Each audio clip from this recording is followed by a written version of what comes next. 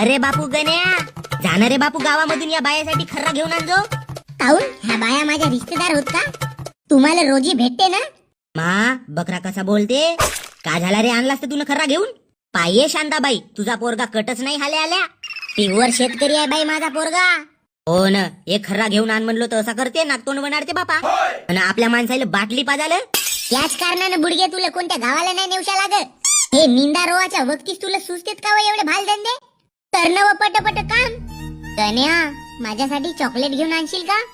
वहिनी, स्प्राईट वगैरे लागेल का तुम्हाला? नाही नाही, फक्त चॉकलेट आणशील. घ्या ना वहिनी, एवढा मखमली अंग घेऊन तुम्ही शेतामध्ये राबायला येता. तुम्ही स्प्राईट घ्या माझ्याकडून. ठीक आहे गणू. मा मीने खर्रा आण म्हणलो तर मला 17 गोष्टी सुनावलास, आणि तिने एक चॉकलेट आण म्हणलं तर कसं पटन स्प्राईट आणू का म्हणून विचारतेस. बरं आहेस ना रे गण्या तू? अहो बुडगे, तू काम कर ना व, नाही तर तुझी रोजीच कापतो. ही लपडेल गण्या.